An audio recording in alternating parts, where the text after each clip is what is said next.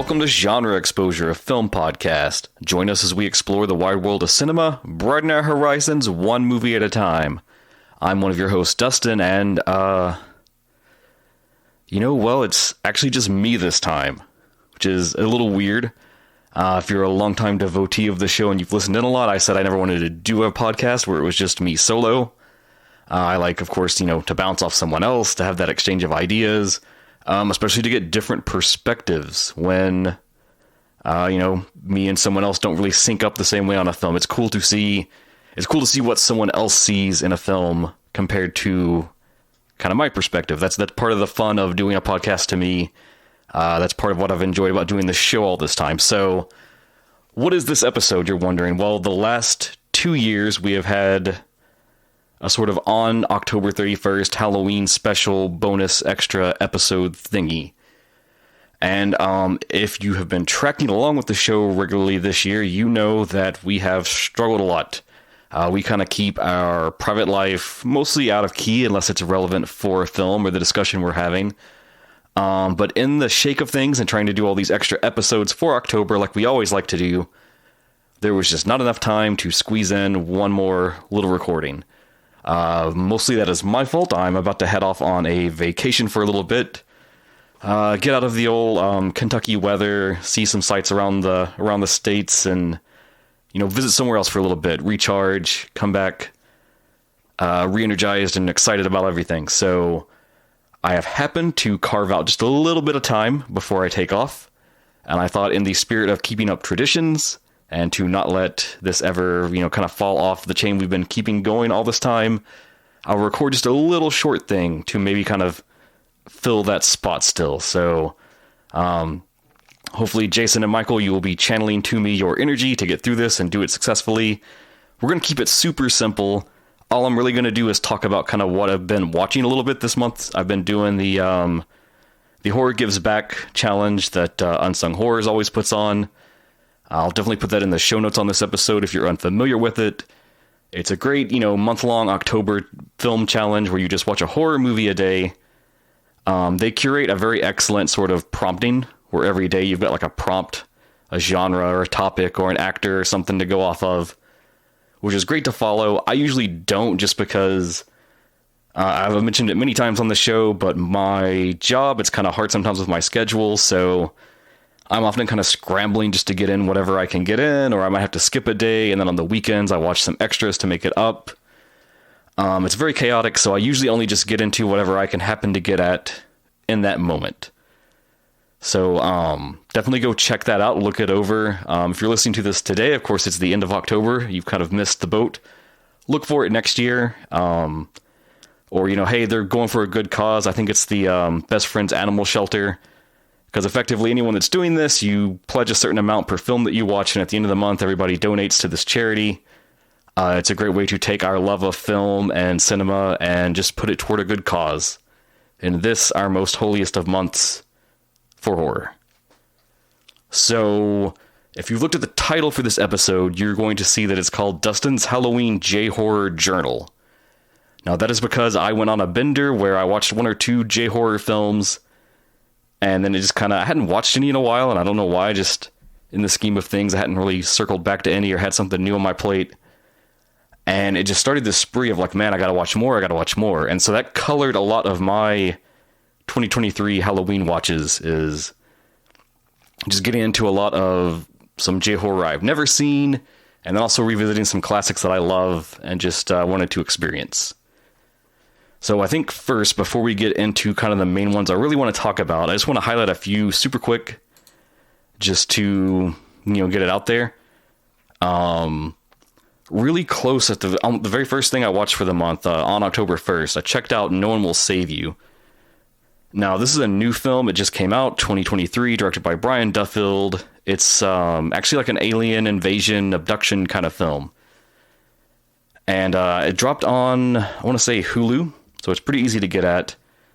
Very simple premise. It's a young woman who's kind of alienated from her community, and she finds herself in a face-off against a host of extraterrestrial beings. And they kind of are an impending threat for the future, but also forces her to confront some of her past.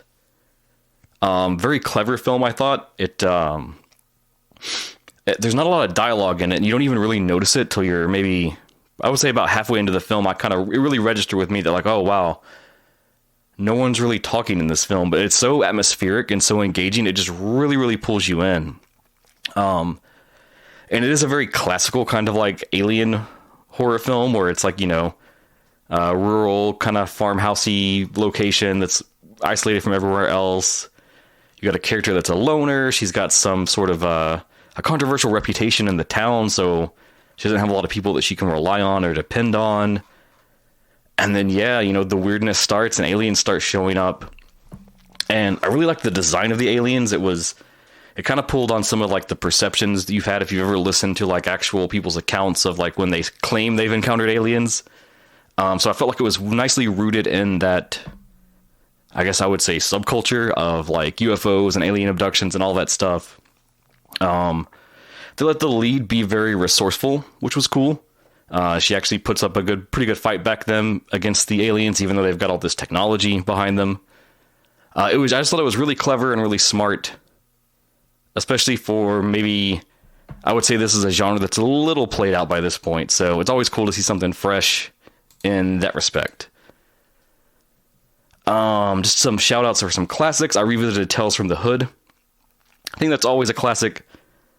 I know Jason and I kind of go a little back and forth on the 90s and its relevance, but I think even he would agree with me that Tales from the Hood is definitely one of the good ones from that time. Still hard-hitting, still just as socially conscious and relevant even today, unfortunately, which maybe says a lot about how things have been, but, is what it is. Also, speaking of the 90s, I revisited the 90s remake of Night of the Living Dead.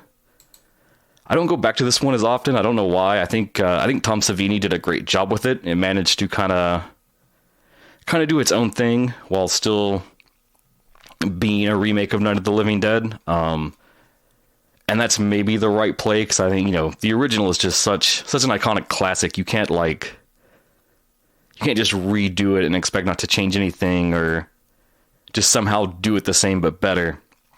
So yeah, it's fun. I did enjoy it this time, going back to it. It had been long enough, it kind of had faded from my memories. So, let's see, what else? So I mentioned in one of the episodes this month that I got to see Pet Sematary at the drive-in. So that kind of left me with a little bit of a Stephen King bug. And AMC, they have their yearly like Horror Fest marathon that they do. And I happened to catch a Stephen King day on there. And so I watched back-to-back 1983's The Dead Zone, and then 2007's 1408. Both super fun. I think The Dead Zone is like maybe, I'm going to say a little underrated maybe. I don't see it come up a lot in discussions of Stephen King film adaptations. Certainly it's a weird swing with Cronenberg, right? Because it moves a bit away from like the body horror and kind of maybe like the science gone wrong angles that he takes. But it's still got that bleak, like clinical tone that Cronenberg is known for.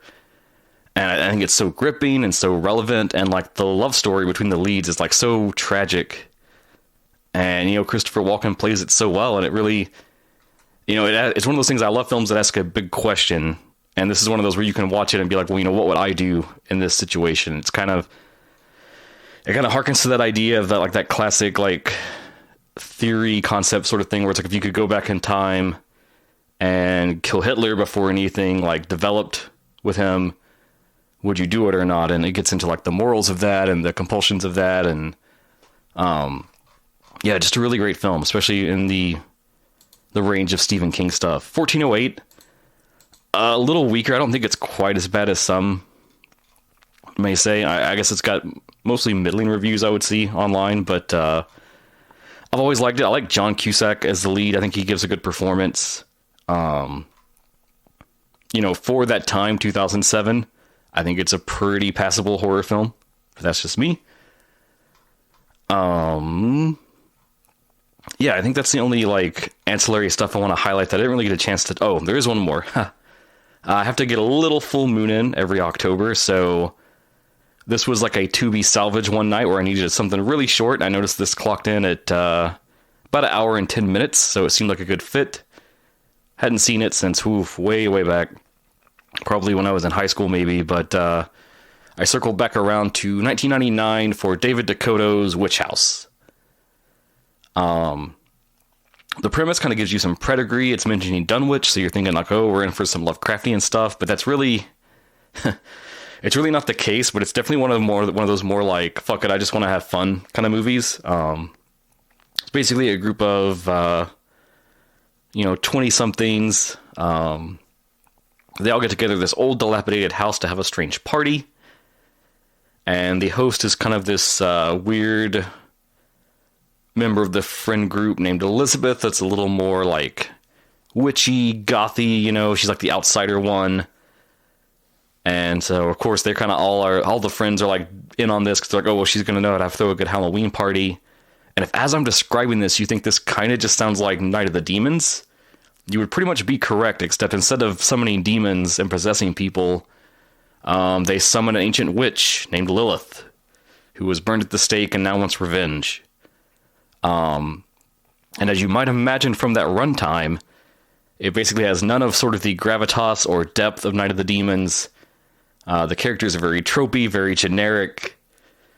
But it's got that weird, like, awkward, charming full moon flare that's hard to kind of turn away from. So it's not very great, but it's one of those things like I just put it on. It's like that warm blanket, you just sit down, throw it over yourself, and just relax. Full moon. If you're not a full moon aficionado, I don't know that I would go for this one. Maybe if you kick back a few beers or something and you're good and drunk and ready just to watch anything, not a bad pick, but do what thou wilt. So let's talk about a few J-horror films. I've got a classic that I want to talk about and then a few new ones. So the first one I want to talk about is from 1977, Curse of the Dog God, directed by Shunya Ito. You might recognize that name. Shunya Ito directed some of the female prisoner Scorpion films, among other things. So, good pedigree there. I love all those films. And if you are a collector like me, you're going to know that this recently just got a very fancy release from Mondo Macabro.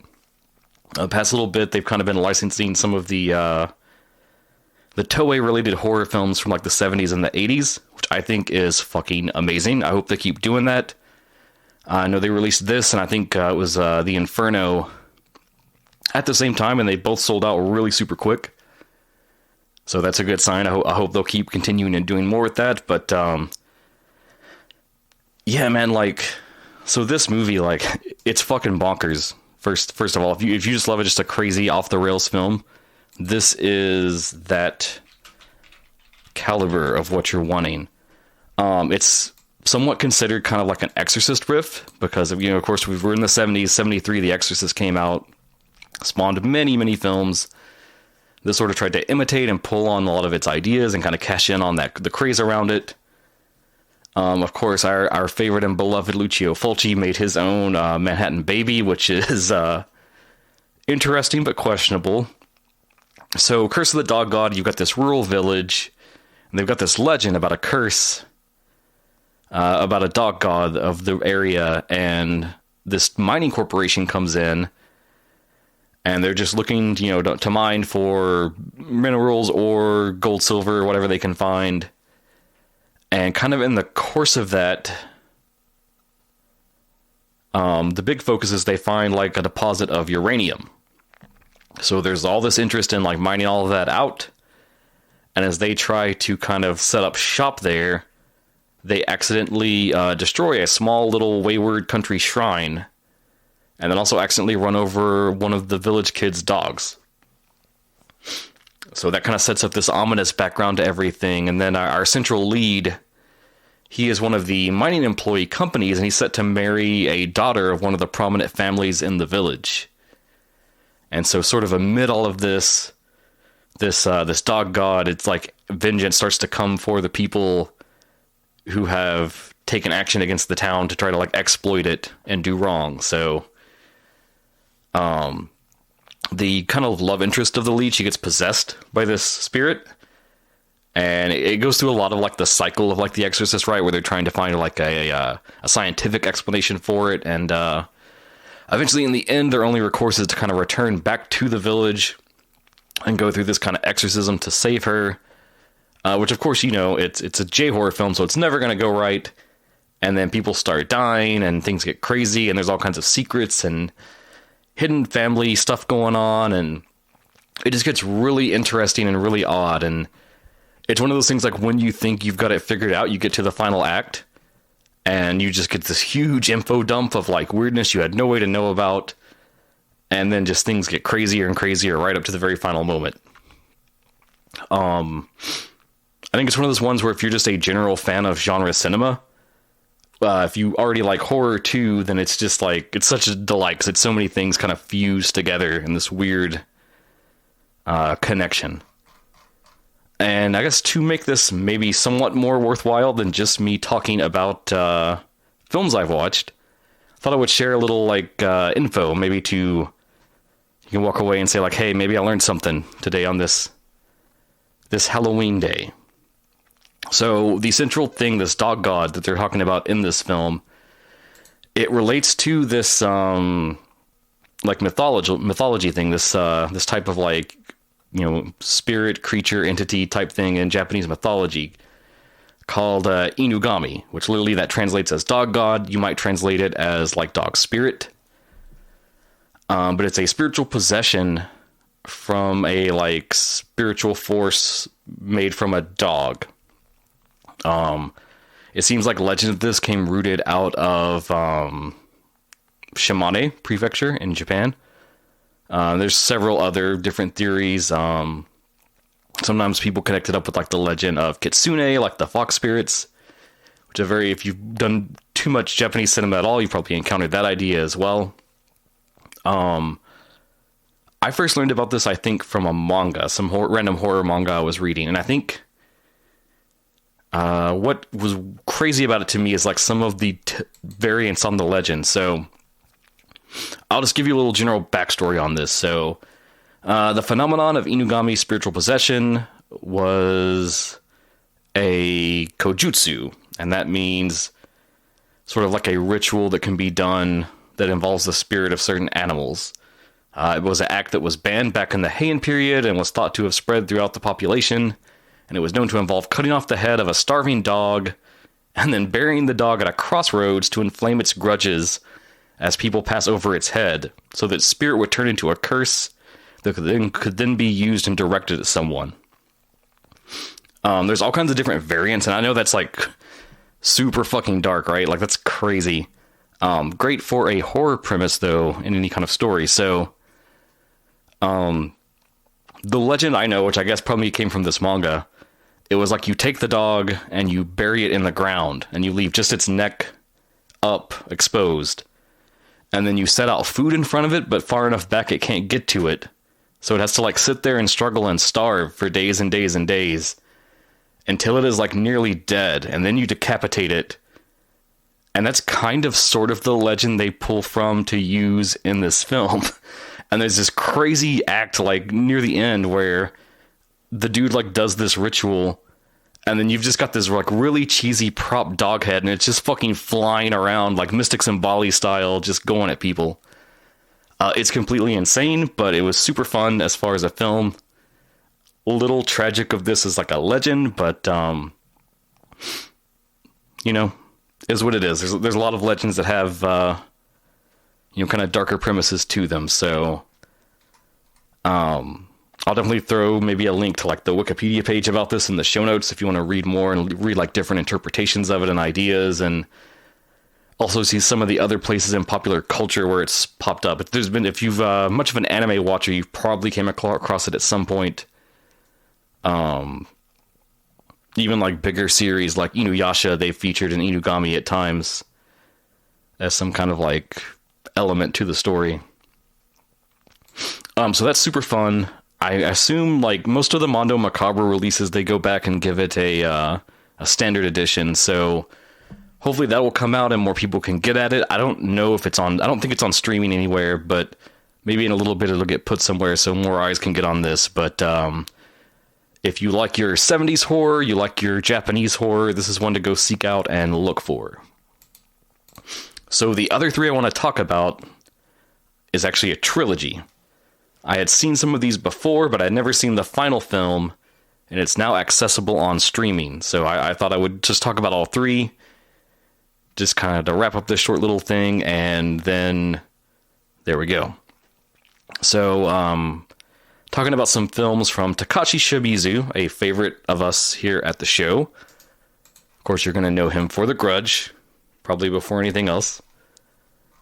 Recently, in the last few years, he did this whole thing called the Cursed Village trilogy, and that was a series of 3 films, and each one kind of focused on, like, a really famous urban legend or some kind of ghost story that's very popular and very well known, and Shimizu kind of made his own, like, big budget film adaptation of the story. So, all 3 of these, I believe they initially were licensed by Screambox, and that was where you could check them out in any kind of official capacity.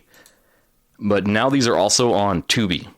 So, you know, we love Tubi. We champion Tubi here at the show. So, very easy to get at if you want to check it out yourself. And I highly recommend it. There's probably going to be more mixed for a lot of people. If you're really steeped in J-horror, they're like, you just need to see it. But I do have criticism, so your mileage is going to vary on these. So the first one is 2019, and it's called Howling Village. And this is based on the story of Inunaki Village, which is a very popular urban legend that came out in the 1990s. So I'll talk about the film first, and then we'll kind of talk about the urban legend. That's how we'll walk through these, I think. But the film is like very, very straightforward at first. It's very typical J-horror fare. We get this like little found footage opening segment that's super fun, where it's a guy and a girl, and they're kind of trying to film like a ghost spot video. They're at this tunnel, which if you know anything about like Japanese horror, kind of like a tunnel that you drive through or anything like that is often very like taken as like a haunted spot in many cases. But yeah, they're just there to film. I think they found like this interesting spot that's haunted, and they're clearly like YouTubers of some sort or something, but they're wandering around a bit, and they find this village kind of out in the woods in the middle of nowhere where it shouldn't exist. And they're exploring, and they kind of get separated, this duo, and then one of them gets attacked by other people that appear to be villagers. And there's a little question of like, are they real? Are they ghosts? What's going on? And so kind of in a terror, they run out and flee and chase away from the place. But when they make it back, something's wrong. Of the duo, the girl, she's really disturbed and starts acting very weird, very dejected, very, doesn't talk a lot, just kind of weird, troubled, bothered. And so they go back to his family home, where he's got a younger brother who's just like really charming, the actor that plays him. He was a great child actor, I thought. He's super into this legend of Inunaki Village, so he's like watching YouTube videos and like doing all the research he can. And he's super interested in the fact that they've maybe found it potentially. And he even has this like diorama set in his room where he's like, he'll listen to part of the legend and then like map out like, oh, this will probably be here. In the film, part of the legend they do is that there's like this telephone booth that's red. And if you're there at a certain time, you'll get a phone call. And the phone call will like invite you to come to the village. So yeah, he's kind of making this like really crazy, really elaborate for a kid diorama of like mapping out the legend and where it might be. And our lead character, she is kind of a psychologist that's working at this hospital and doing a lot of work with like troubled kids and stuff. And so she kind of gets drawn into all of this whenever the guy and girl from the start, the guy is her brother. So it's like this family of, 3 siblings, her, the older sister, a middle brother, and a younger brother. And the dude, the middle brother, his girlfriend ends up killing herself. She like dives off this tower. Very shocking moment. And in the wake of like dealing with the sadness of all of that, everyone kind of starts looking into this idea of, as they say, Inunaki, but in English they translated that to Howling Village. And as they start looking into it, they find out that perhaps It's a little more, they have some like family history, some family ties back to there. And I don't want to walk through the whole plot. That's something I would definitely want Jason here for. But just to say, it's a really fun premise. It's a really cool premise. It gets a little off the rails kind of toward the end. And that's maybe a criticism I have of all three of these. As they work toward the end, they try to have this like gotcha twist ending. And they never really seem to work quite right. So I don't want to spoil that for you, but there's another fun little like tidbit side story where the lead, she's got a child she's working with at the start of the film. I believe his name is Ryotaro.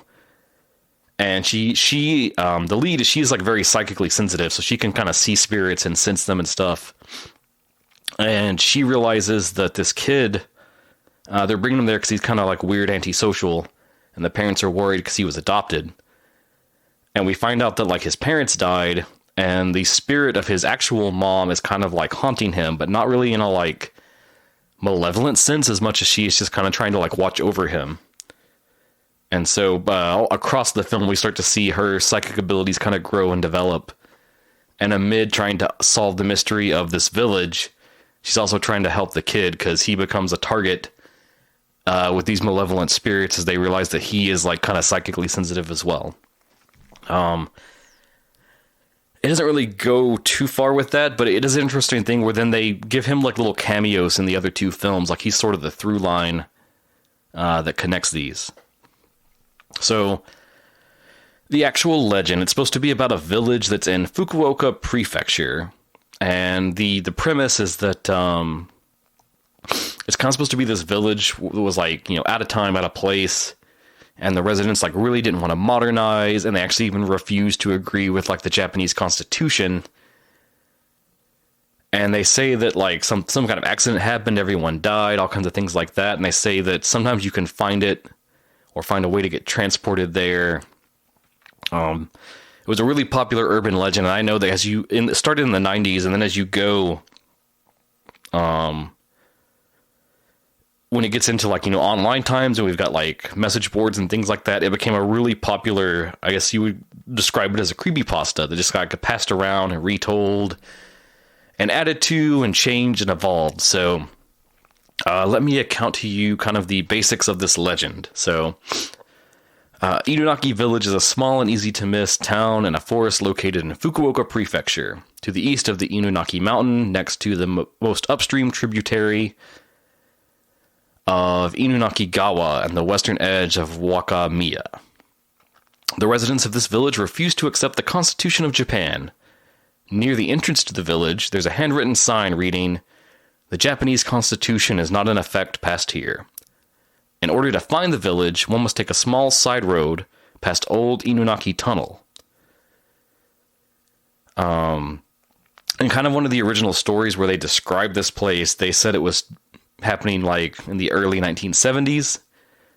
And it's basically about this young couple, and they're on their way traveling, and their car unexpectedly breaks down, like you do in any good horror story. So they leave their car and they go headed out into the forest, and they're just seeking anyone for help that can kind of, get someone out there to assist them. And eventually they stumble across that sign and kind of wander further, and they eventually find this abandoned village. Then they get jumped and approached by this crazy old man who, claims that they've found Inunaki Village and then murders them with a sickle. There's another story that talks about a telephone booth near the bridge that gets a call coming out from Inunaki Village every night. And if you're the person that answers that call, you become cursed and get bound to be brought to the village, whether of your own notion or by accident. And eventually the victim of the curse will lose control of their body and eventually die. And there's plenty of other variations, but those are kind of the most popular, the most common. And what you'll notice in the film, once you kind of know that legend, they really kind of pull every piece. They've got the tunnel, they've got the phone booth. And Shimizu kind of does some interesting stuff to like flesh out that like why are they like not a part of Japan, and they kind of build this backstory about like a business company moving in. It's actually in a way kind of similar to Curse of the Dog God, where big business is sort of exploiting these rural people and everything goes wrong. So very interesting. There is actually a real Inunaki village, basically unrelated to this sort of urban legend. In historical records during the Edo period, there was an actual village with this name. Its official name was Inunaki Dani Village. And it was established in 1961. There's some info about them. They apparently produced a lot of ceramic products and did some steel manufacturing. There was a coal mine established there. A small castle was built there.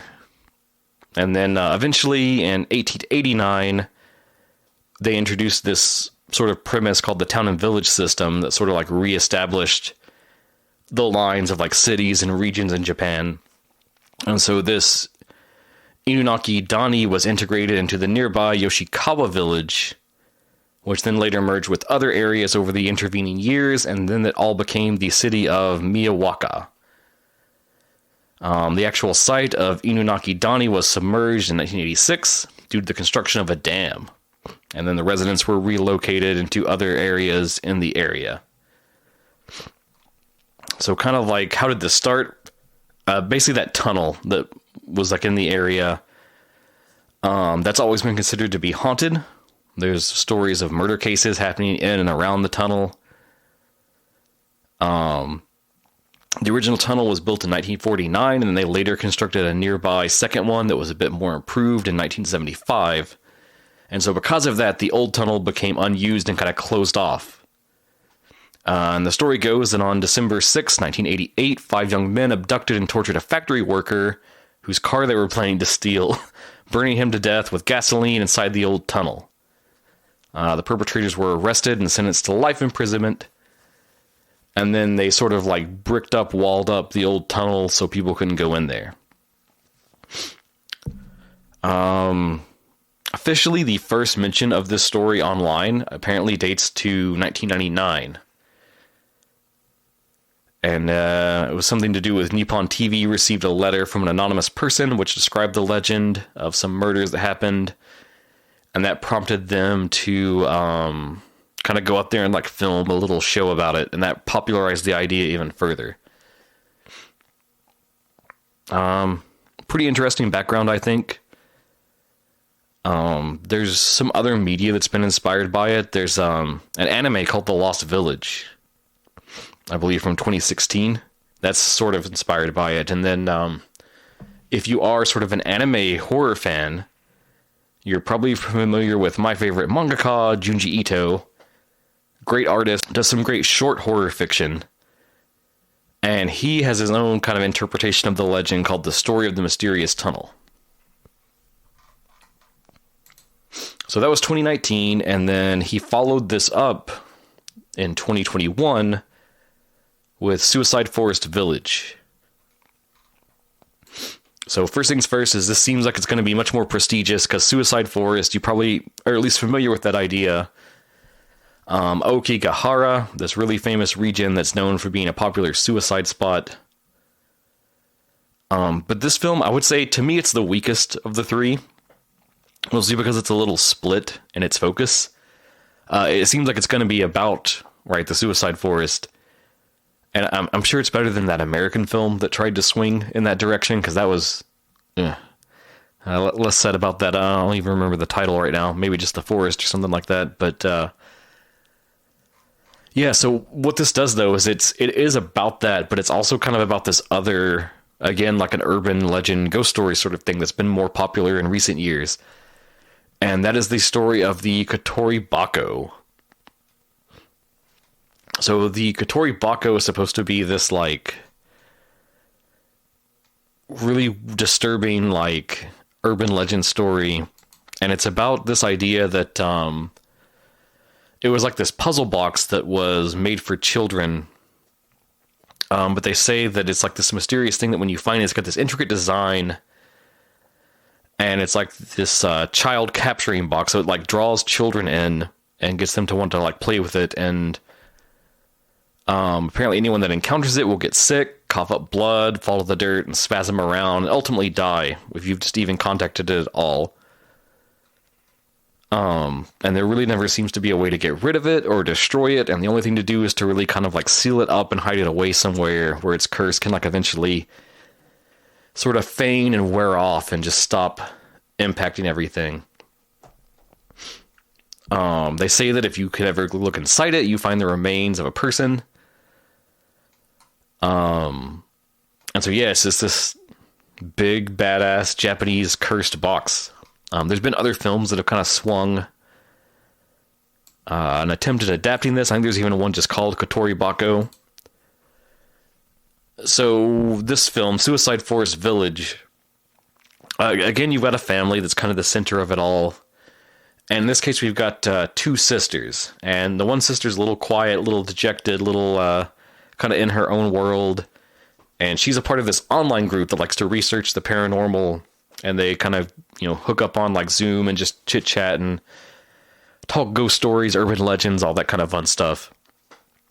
So kind of a friend in their little circle, he's getting married and they've bought this house in Aokigahara and they're planning to move there and kind of start their life. And there's a bit of drama because our other lead, she kind of had the feelings for this dude for a while, and there's some sort of like very faint love triangle stuff going on, but it's not really the focus, so don't feel like it's going to get bogged down in that. We've also got an appearance by my favorite, Jun Kunimura, in here. He plays this old dude that kind of lives in and around the forest region, and seems to be getting up to a lot of antics where he finds missing people and like helps them get out. And so when they're helping this couple settle into their new home, in the foundation beneath the house, they find this Kotori Bako. And it does a great introduction to it. If you have no idea what it kind of does or the legend or anything, because they find it and their rep from the real estate agency is there, and they ask him, they're like, "Hey, we found this weird box under the house. What do you think this is? Like, what's the story with what's the deal with it?" And he's like, "Oh, this? I don't know. It's probably just junk. I'll take care of it for you." And so he goes walking to just go put it in his car, which is parked like across the street. And the second he walks into the street, he just gets plowed into by a semi-truck. It kills him, and conveniently the box goes flying and lands safe on the side of the road. So a lot of the film is sort of devoted to trying to figure out the legend, the story behind this, and sort it out as, everybody that comes into contact with it just, fucking dies and gets offed in some way. It's like Final Destination all wrapped up in a little box that just targets whoever has it.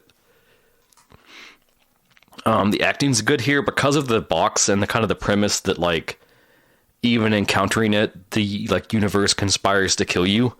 That leads them to really cool, like, really bizarre deaths that happen that shouldn't normally happen but do. And that's, again, where I get a little bit of that Final Destination vibe in there. But,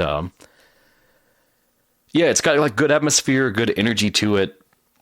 There's a whole interlude where our secondary protagonist, she goes to meet up with her friends in person for the first time and explore Aokigahara, and that's got some really good imagery. They do some cool thing with these like ghosts that are like merged into trees, and these weird like plant ghost monster things, which are really cool. But I feel like this one, like, it drags a lot in the middle, and it gets pretty slow.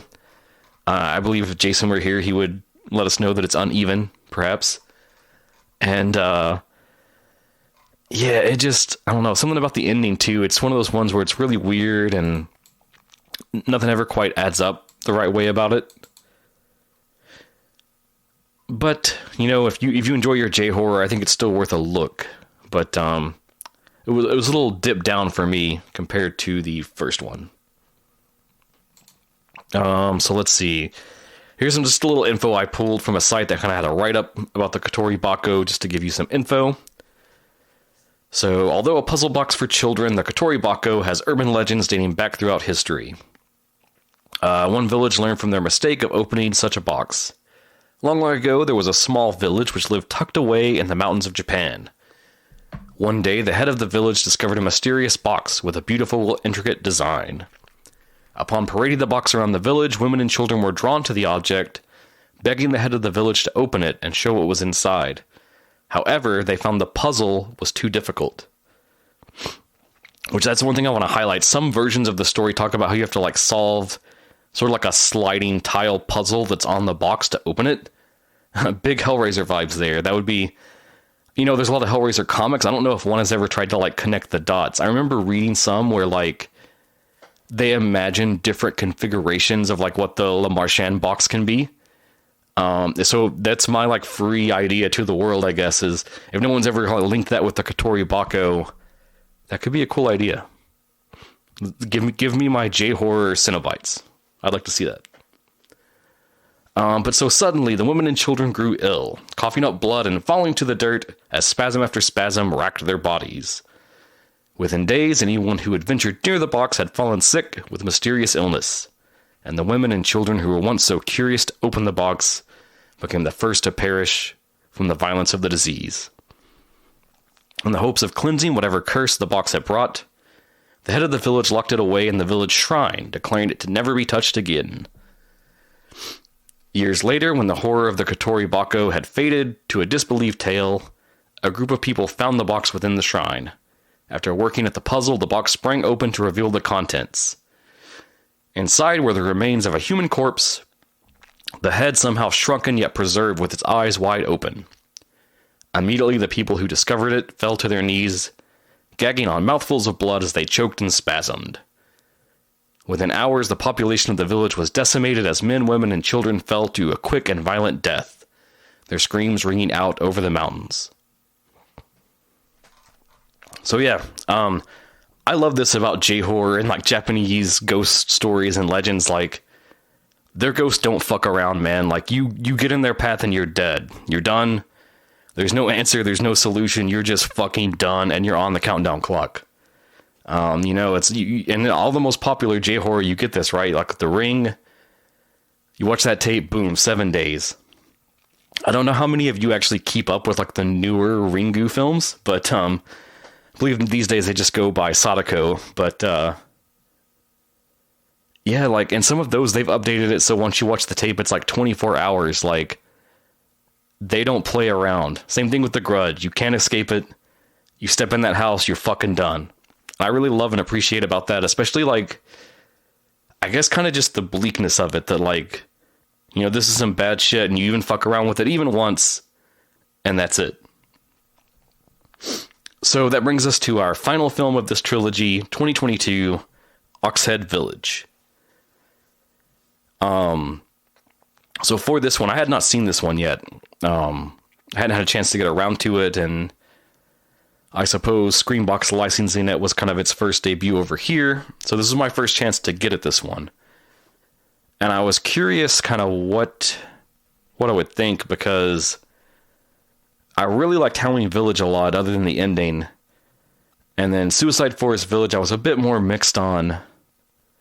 And it has a really disappointing ending, speaking of that. But, so yeah, I wondered if this one was going to kind of continue that downturn, or if, maybe they would throw out some surprises. So, in this one, we've got another kind of urban legend creature that they focus on, but, again, it opens with one of those, like, social media focused things where it's, like, some girls, and they're filming a YouTube video about how they're going into this haunted building. It's supposed to be, like, the most haunted building in their area, their region, and they're investigating this urban legend of this elevator that's supposed to be a portal into another world. And they've got, there's two leads, and then they've got another girl, and they're making her wear this, like, ox head mask, which is related to, like, a local legend. That's hence the title, Oxhead Village. And they're gonna, like, shove her in the elevator and kind of just make a funny video. However, when they do it, the elevator drops. And so, frightened by this, they go running down to the first floor to check and see if she's okay. And when they check the elevator, she's vanished into thin air. And so this kind of resonates across social media. Obviously, a lot of people assume it's a prank. That's kind of, what you would assume, right? It's been faked for just to be a show. And that brings us to our lead character, Canon. And she takes a little bit of interest in it, and kind of just like events conspire to get her to investigate it a little further. She's got a guy who's kind of interested in her. Once to date, he's maybe a little too needy, so she's sort of unsure where she sits with him, but he watches this video, and for 1 second you can see the girl take the ox head mask off, and her visage is identical to Canon. So this other girl, Shion, they start to wonder, like, oh, could we be related? Is it just some sort of weird, like, coincidence, or what's going on? And our lead, she has some, like, weird gaps in her memory from when she was a child, and she lives alone in Tokyo with her father. Story is that her mother's dead, died in some kind of accident when she was younger.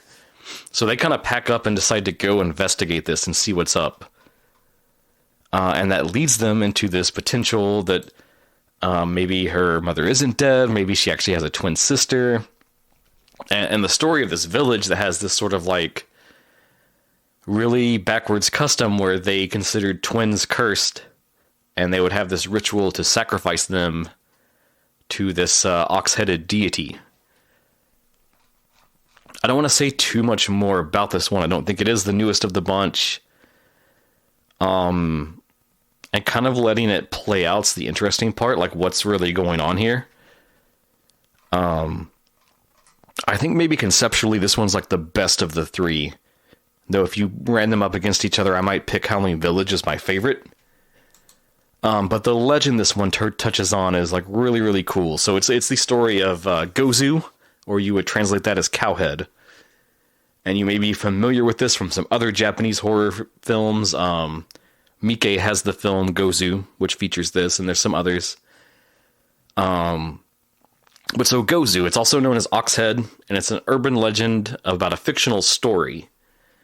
That's right, a story. So supposedly, the story is so terrifying that if you read it or hear it, you get filled with so much fear that you kind of shut down and just tremble violently for days until you end up dying. Again, this is getting back to what I just said I love about J-horror is, like, they don't fuck around. So, with how powerful this story was, the idea was you would break it up into fragments and kind of parse it out into the world. And that way, if only a fragment is read, it won't be lethal. It'll still scare you and still bother you, but it won't kill you. And then that way, no one can ever assemble the full story, which would be terrible. There was once a rumor that this is an unpublished piece written by a science fiction author named Sakio Komatsu. But that's pretty much just an urban legend. There's no real truth or evidence has ever been found for it. There's also a Ukrainian folktale about a cow-headed creature. But that's about a woman who receives good fortune by offering food and shelter to a disembodied cow's head that visits her one night. I love mythology and legends like this, man. It's so cool. But yeah, so this gets into that. There's even a segment where they talk about the story that is so scary it can kill you, and I'm not going to spoil too much more on this one, I don't think. But the lead, Canon, and then her potential twin, Shion, it's played by the same actress. Her name is Kogi. I guess that's sort of like an actress name. I think her regular name is Mitsuki Kimura. She's sort of like a model, songwriter, this and that. She's not really been in much else. I noticed she's been in some like shorts.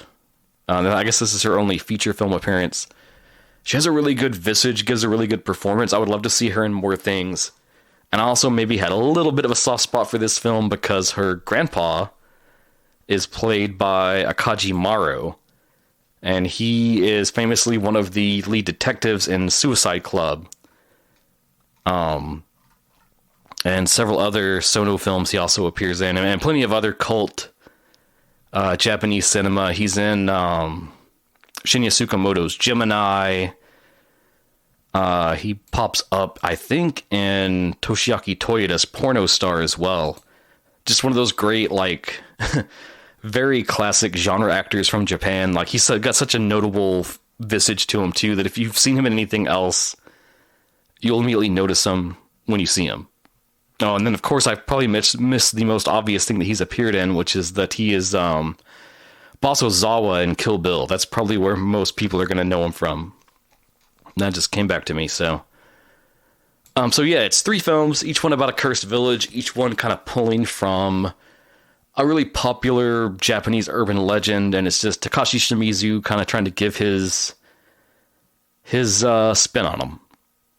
So they're super fun. They're great for, like, I guess some people think J-horror is kind of played out, but as a devotee, I'm never going to say that. So if you're looking for maybe some more modern ones to check out, these are some good ones to watch. I wouldn't say any of them are perfect. None of them are going to top, like, The Ring or The Grudge or any of those classics, but they're fun, they're enjoyable. They each kind of have a little something to them that's, like, compelling, but then also a little bit where you're like, I don't know. Oxhead Village kind of suffers that same problem where right at the very end, they kind of try to have a last minute, like, gotcha twist ending. And, it's one of those things where, like, I don't even know if they're necessary. Like, it doesn't add anything. It doesn't make it more fun. You could really just cut that off, and the ending it had before then was fine. But, it is what it is. I'm sure for, like, the popcorn crowd just going to a theater, maybe that's for the best. But who knows? So, yeah, that's kind of been my little J-horror bender that I've done all month. So, look into some of those films, see what you think. If you've happened to see any of them, please write in and let me know what you think. We always love to hear what you've been enjoying, what you've been watching. Go check out Horror Gives Back. Show some love to Unsung Horrors. I really love that they're always putting that on every year. I look forward to it each time. You will see us back again here in a little bit, and we will be discussing Barbarian. Our next listener episode, keeping the horror vibe going a little stronger till I am afraid I will have to swerve us for the end of the year into something else, but you know how it goes here. Horror is never far from our hearts. So on behalf of Jason, on behalf of Michael, and of course from me, I just want to wish you all a very happy Halloween. And whatever you're doing today, I hope you get to spend it embracing and enjoying the spirit of Halloween and this lovely season of the time when it's okay to embrace horror films in the mainstream and just go all out with it. And as usual, you can hit us up on Facebook, on Twitter, on Instagram. You can email us at genreexposure@gmail.com. It's Halloween night. Whip out your spirit board. Try to channel us. I'm open to it. Let's do it. I'm gonna haunt ya. But all that said, you have been listening to Genre Exposure. Happy Halloween.